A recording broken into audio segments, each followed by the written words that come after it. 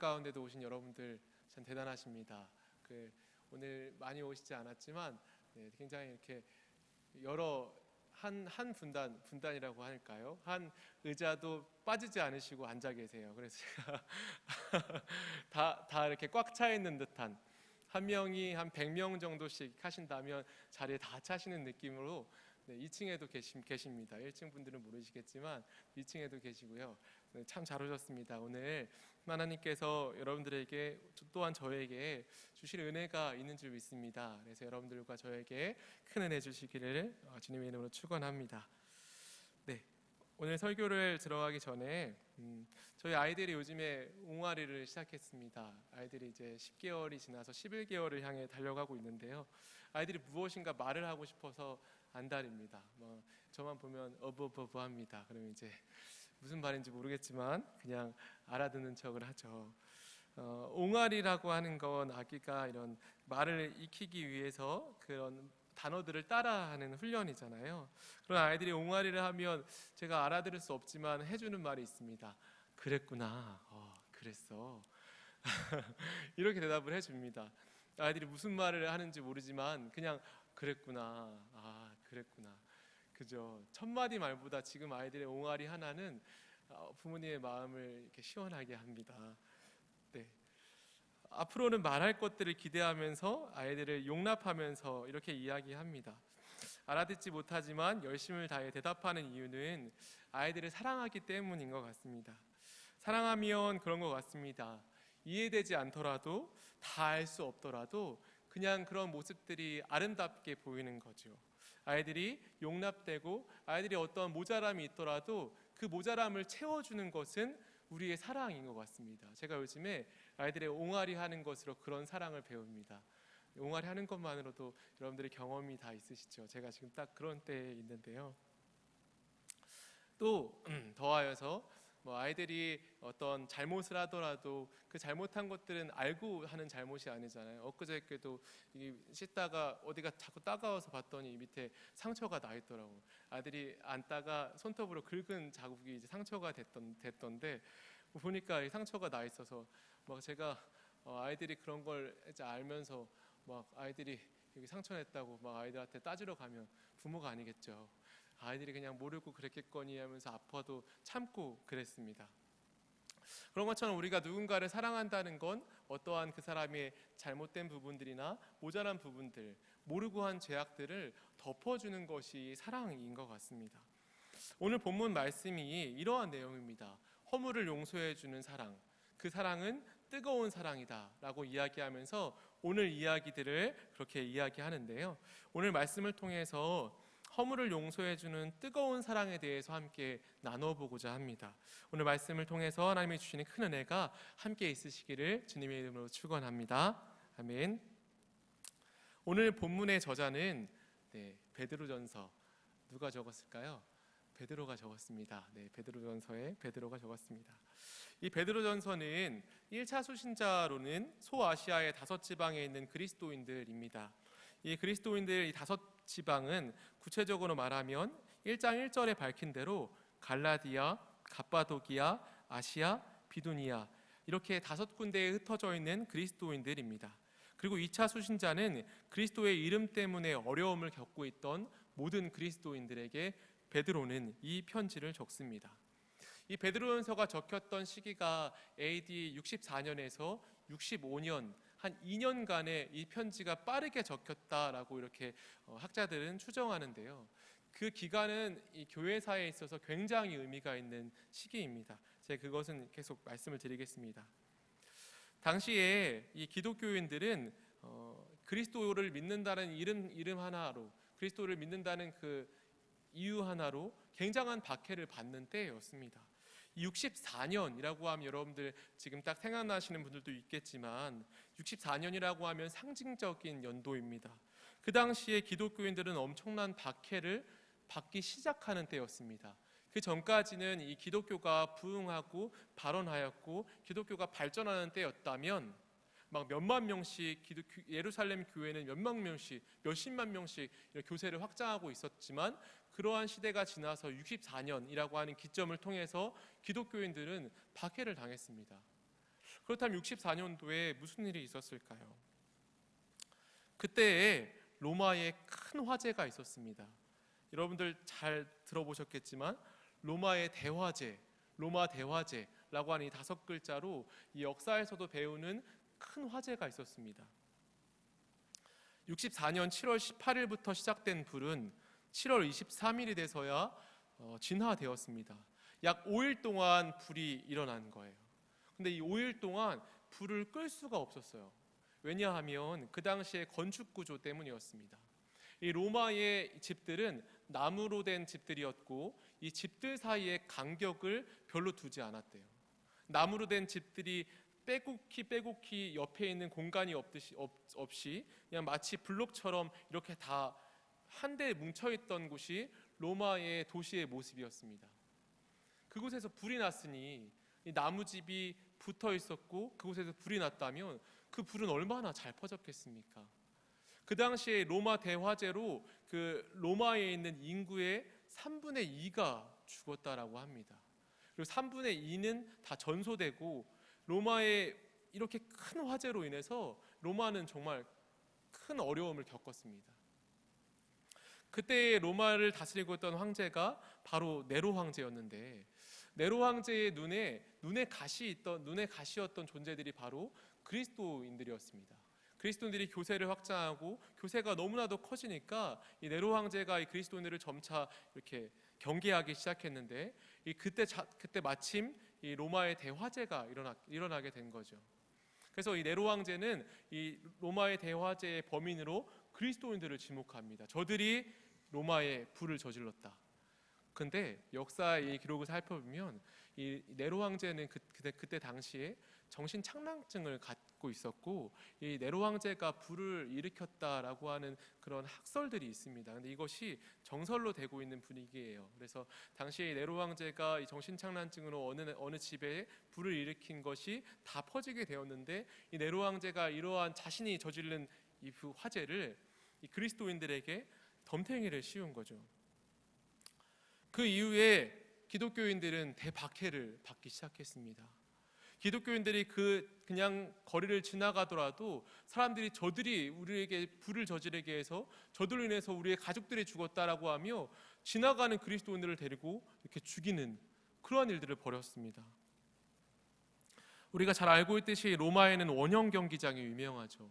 이 원형 경기장에서 대박해 때 이루어졌던 굉장히 이런 빈번하게 일어났던 일들이 기독교인들을 잡아서 이 기독교인들을 정가운데 두고 굶주린 사자를 그 경기장에 풀어놓고 이 사자들이 기독교인들을 막 씹어먹고 갈기갈기 삼켜먹는 찢어먹는 그러한 모습들을 이런 희락거리로 보는 경기장의 모습들이 그 당시에 굉장히 성행했습니다. 그리스도인들이 지나가면서 잡히면은 화형을 당하기도 하였고 십자가형에 너희 예수 그리스도가 죽은 것처럼 똑같이 그렇게 죽어봐라 라고 하면 십자가형에 죽기도 하고 엄청난 박해가 있던 때가 바로 이 베드로전서 이때였습니다. 그러니까 베드로는 64년에서 65년이라고 이 서의 저작 연대를 말씀을 드렸죠. 그러니까 급박한 때였습니다. 기독교인들이 한 명 한 명 죽어가고 날이 지나면 지날수록 죽어가는 그러한 때에 베드로가 급하게 이 성경책을 적은 것입니다. 실로 이 박해가 있던 로마는 지옥과 같은 곳이었습니다. 사람들이 자신의 목숨으로 자신의 신앙을 변호하는 그런 곳이 바로 이 로마의 때였습니다. 자신의 신앙의 가치와 그리고 그의 그 진리를 자신의 죽음으로 말하는 어찌 보면 가장 순수한 이런 자신의 신앙을 고백하는 때가 바로 이 박해의 때였습니다. 그러한 시대 속에 베드로는 오늘의 말씀을 기록합니다.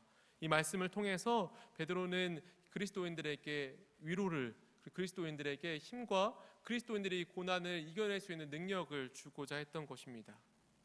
특별히 오늘 4장에서는 베드로가 이야기하고자 하는 바를 베드로전서에 이런 분명하게 이야기하는 부분이 오늘 이 4장에 있는 내용입니다. 4장에서 베드로는 자신이 전하고자 하는 바를 확실하게 전합니다. 이 전함은 오늘날 우리에게도 동일하게 적용되는 가르침들이었습니다. 먼저 오늘 본문을 이해하기 위해서 4장 초반부 1절에서 2절에 있는 부분을 보면 네, 우리 같이 한번 4장 1절에서 2절에 있는 부분을 같이 읽어볼까요? 네, 시작. 그리스도께서 이미 육체의 고난을 받으셨으니 너희도 같은 마음으로 갑옷을 삼으라. 이는 육체의 고난을 받은 자는 죄를 그쳤음이니 그 후로는 다시 사람의 정욕을 따르지 않고 하나님의 뜻을 따라 육체의 남은 때를 살게 하려 함이라. 아멘. 이 베드로는 4장에 이르러서 자신이 하고자 하는 말을 이제 전합니다. 베드로가 하고자 하는 말은 우리가 겪는 모든 고난들은 예수 그리스도를 닮아가는 과정이다라고 하는 것입니다. 지금 그리스도인들에게 닥친 말도 안 되는 환난들, 고난들은 그리스도의 고난에 참여하는 것이니 우리가 기쁨으로 이 고난에 참여하자라고 하는 것이었고, 더 나아가 이렇게 우리가 겪는 고난들이 우리의 갑옷이 된다라고 이렇게 표현합니다. 이 고난을 겪는 것을 그리스도와 함께 겪는다라고 하는 그 마음으로 갑옷을 삼고 너희들이 오히려 담대하게 고난을 겪으라라고 이렇게 이야기하는 거죠. 지금 예수님을 위해 죽음을 불사하는 그러한 그리스도인들에게 너희의 죽음은 예수님의 죽음을 닮아가는 그러한 죽음이다라고 이렇게 이야기합니다. 하나님께서는 그리스도인들로 하여금 예수님을 닮아갈 수 있는 고난을 주십니다. 우리 모두에게도 그리스도인으로서 예수님을 닮아갈 수 있는 고난, 예수님의 그 고난의 깊이와 넓이가 얼마나 크고 얼마나 깊었는지 우리에게 알 수 있게 하는 고난들을 각기 우리의 삶 가운데 허락하십니다. 그리고 이 고난들을 통해서 우리는 예수님을 배워갑니다.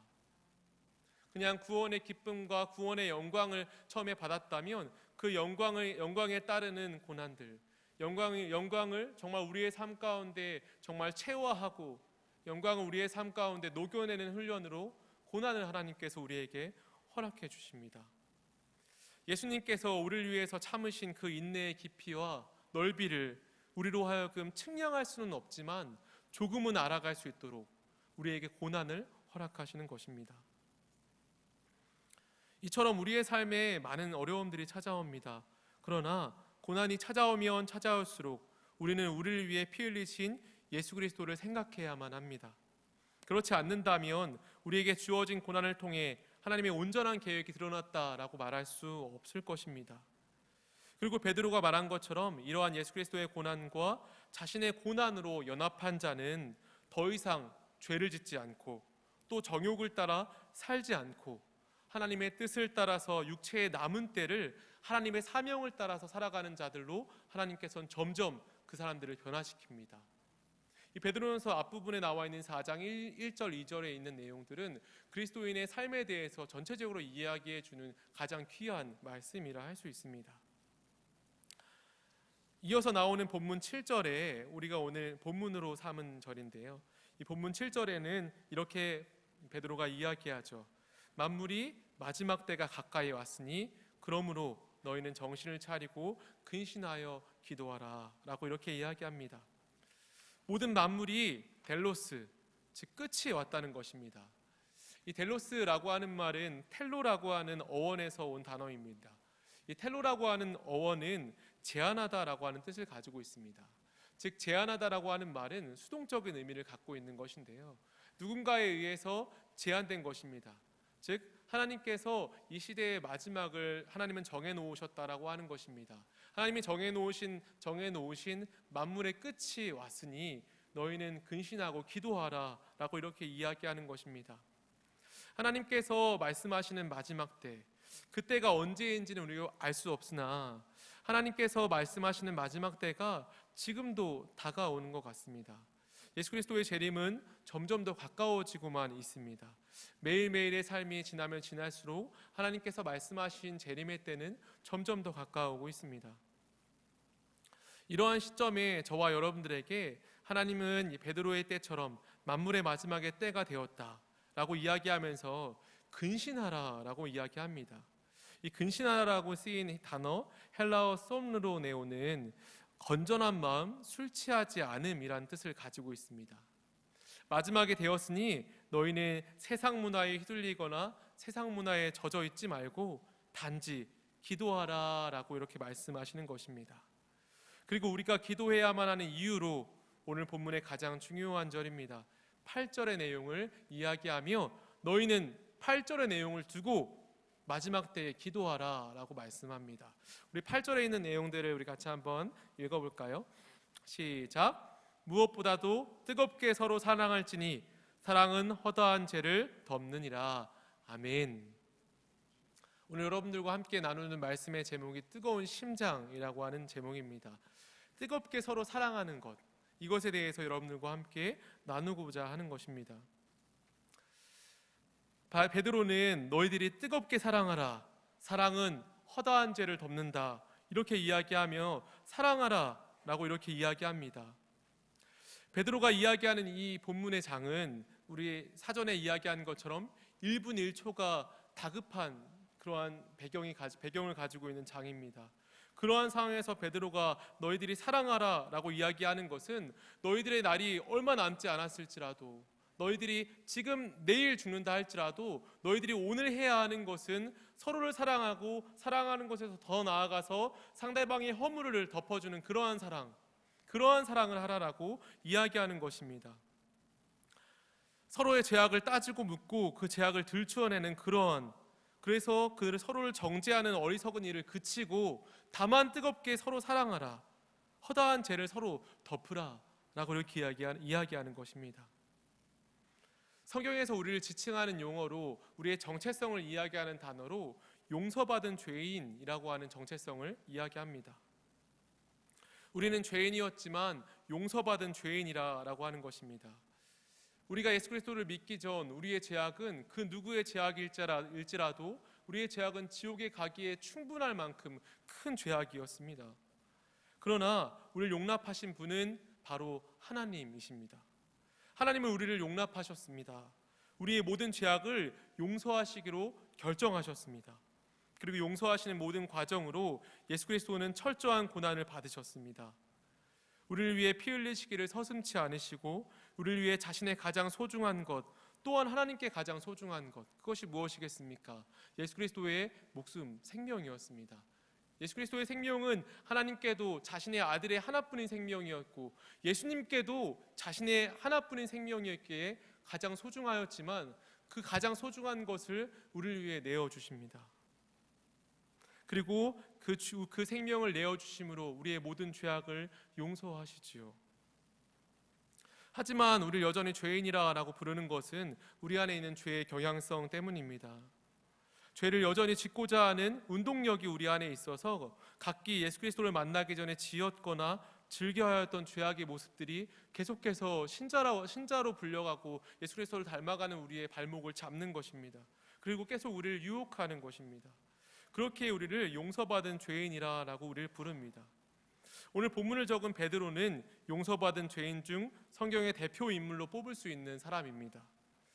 예수님을 부인하지 않겠다라고 호언장담했던 베드로는 예수님이 팔려갔던 그날 밤 예수님을 3번이나 부인하게 되죠. 요한복음은 이 베드로의 모습들을 굉장히 잘 묘사하고 있습니다. 요한복음에서 그리고 있는 베드로가 부인하고 있는 모습들을 우리 살펴보려 합니다. 요한복음 18장 17절에서 18절에 보면은 베드로가 첫 번째 부인할 때의 기록입니다. 문지키는 여종이 베드로에게 말하되 너도 이 사람의 제자 중 하나가 아니냐 하니 그가 말하되 나는 아니라 하고 그때가 추운 고로 종과 아랫사람들이 불을 피우고 서서 쬐니 베드로도 함께 서서 쬐더라. 불을 쬐고 있는 베드로의 모습을 말해줍니다. 같은 장 25절에 시몬 베드로가 서서 불을 쬐더니 사람들이 묻되 너도 그 제자 중 하나가 아니냐. 베드로가 부인하여 이르되 나는 아니라 하니 그리고 27절에 이에 베드로가 또 부인하니 곧 닭이 울더라. 베드로가 부인하는 모든 장면 속에 불이라고 하는 이러한 이미지가 있습니다. 불 앞에 있는 베드로의 모습들을 보여주면서 베드로가 불이라고 하는 곳 앞에서 예수님을 부인했다라고 이렇게 기록하고 있습니다. 그리고 부활하신 예수님이 베드로와 선택된 모든 사람들을 위해서 십자가에서 못 박히시고 부활하셔서 베드로에게 다시 나타나실 때 요한복음 21장의 모습에서 이러한 베드로가 예수님을 부인했던 모습들과 연결하면서 예수님의 모습을 보여줍니다. 예수님이 물고기를 잡고 있는 베드로에게 나타나시죠. 그래서 오른편에 너의 그물을 대해보라. 그럼 거기에서 많은 물고기를 잡을 수 있을 것이다 라고 이렇게 이야기한 후에 베드로가 육지로 올라왔을 때 예수님이 베드로를 기다리고 있는 모습을 이렇게 이야기합니다. 9절에 육지에 올라오니 숯불이 있는데 그 위에 생선이 놓였고 떡도 있더라.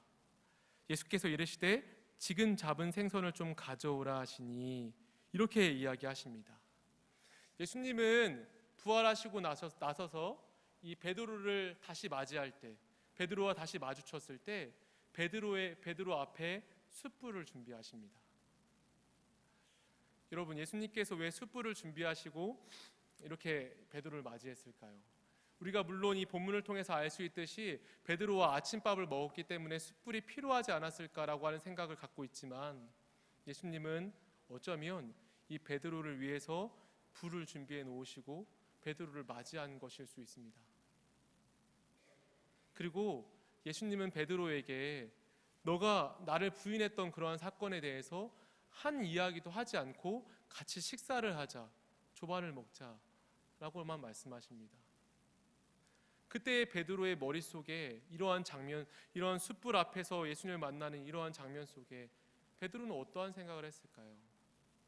그 생각은 바로 예수님을 부인했던 숯불 앞에서의 자신의 잘못들이었을 것입니다.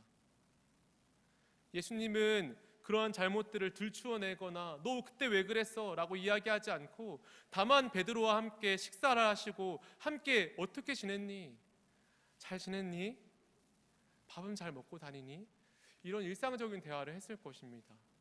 본문에 기록되어 있지 않지만 단지 그냥 조반을 먹었다라고 하는 기록 가운데 예수님께서 그와 함께 식사를 나누며 그런 죄를 들추어내지 않았을 거라고 하는 것은 우리 모두가 알고 있을 만한 내용입니다. 베드로는 그곳에서 그동안에 자기가 예수님을 부인했던 그러한 모습들을 생각하며 그러한 모습들을 질책하지 않고 정죄하지 않으시는 예수님 앞에서 속으로 눈물을 머금고 나에게 이렇게 용서하시는 예수님의 사랑이 있구나 라고 하는 것을 쉽게 깨달았을 것입니다. 그 이후에 우리가 가장 잘 아는 본문이 나오죠. 내가 나를 사랑하느냐라고 하는 본문을 통해서 베드로는 다시 예수님의 제자로, 능력 있는 예수님의 제자로 회복되게 됩니다. 베드로가 이렇게 숯불 앞에서 그를 용서하시는 예수 그리스도의 모습으로 인해 눈물을 흘리고 또 흘린 그러한 모습들을 베드로에게 알게 하신 것은 용서받음에 대한 가치를 깨닫게 하기 위함입니다. 그가 용서받았을 때 예수님이 더 이상 자신에 대해서 숯불 앞에서 부인했던 자신의 모습들을 들추어내지 않았을 때 그의 심장은 뜨거워지고 있었을 것입니다. 자신을 용서해 주시는 그 예수님의 사랑으로 뜨거워지고 있었을 것입니다. 예수님이 주신 생명력으로 뜨거워져서 뜨거운 심장으로 또 누군가를 용서해 줄 수 있는 힘을 예수님께서는 베드로에게 허락하신 것입니다. 우리가 형제를 뜨겁게 사랑할 수 있는 이유, 허물을 용서할 수 있는 이유는 무엇일까요? 우리 모두는 예수 그리스도의 뜨거운 사랑을 받았기 때문입니다.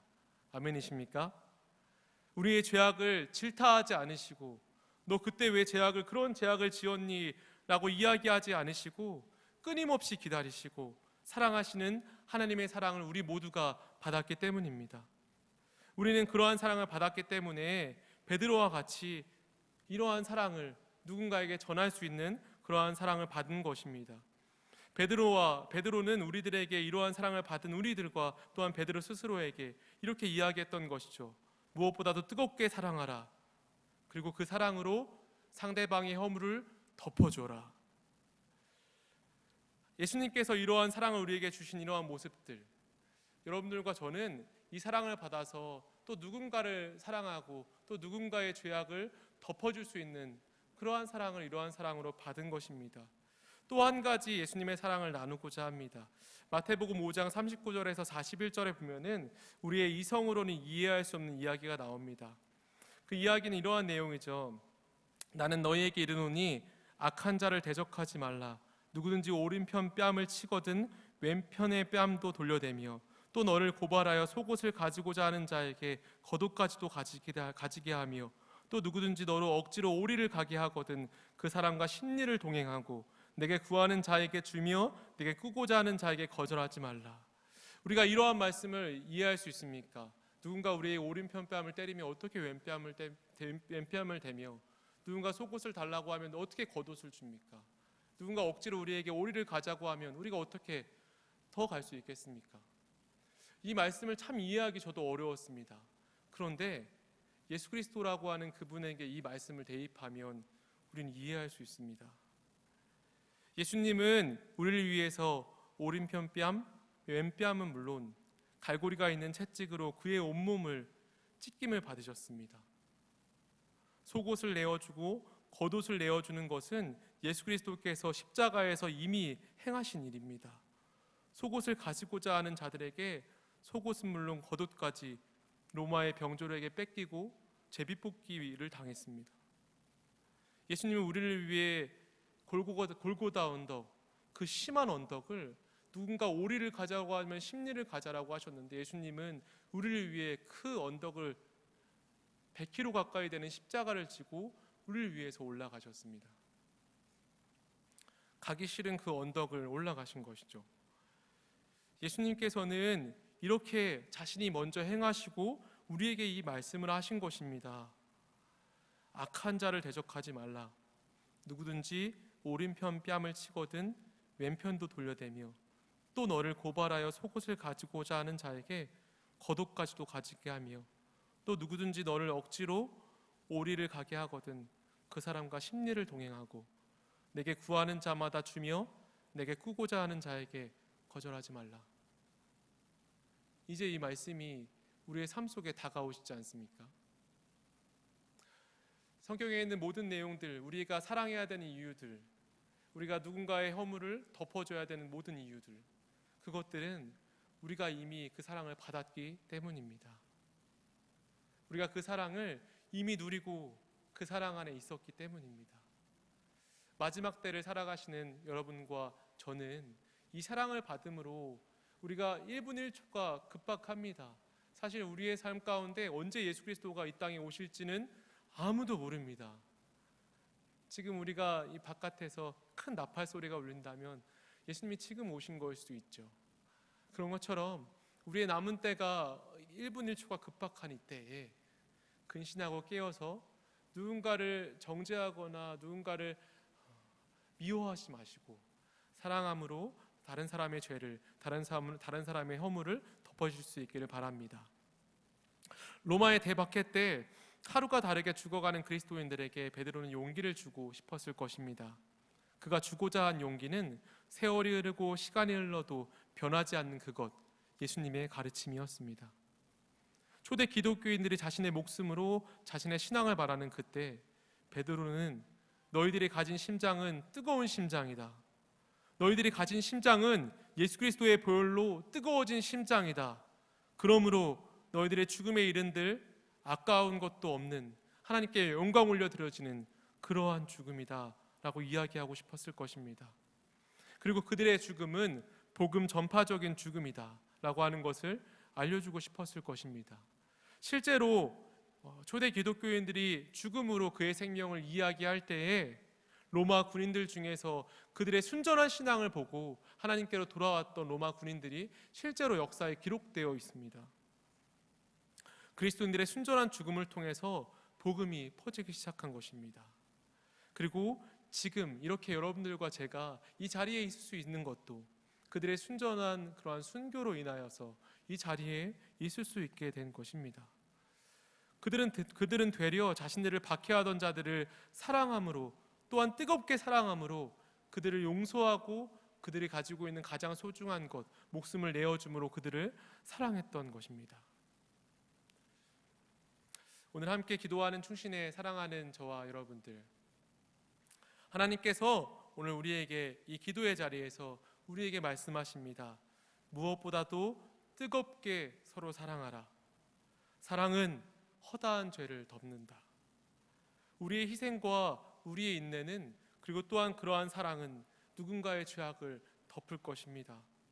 우리에게 죄악을 저지르며 우리의 마음을 아프게 하였지만 우리가 인내하고 그를 사랑함으로 그의 죄악을 덮은 것으로 그는 예수 그리스도의 사랑을 깨닫게 되고 예수님께로 인도되어질 것입니다.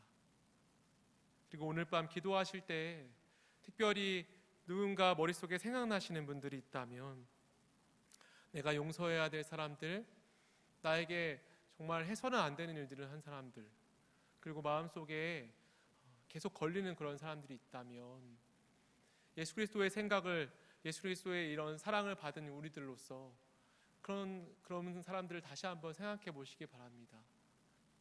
예수님께서 우리에게 주신 그 사랑은 모든 사람들의 잘못을 덮었고, 우리에게도 또한 말씀하시는 것은 덮을 수 있습니다. 믿으십니까? 그래서 우리가 오늘 밤 이 시간 기도하실 때 그렇게 사랑함으로, 뜨겁게 사랑함으로, 예수 그리스도가 주신 뜨거운 심장으로 우리의 주위에 있는 모든 사람들의 죄악을 덮어주는 그러한 뜨거운 사랑을 하실 수 있기를 주님의 이름으로 축원합니다.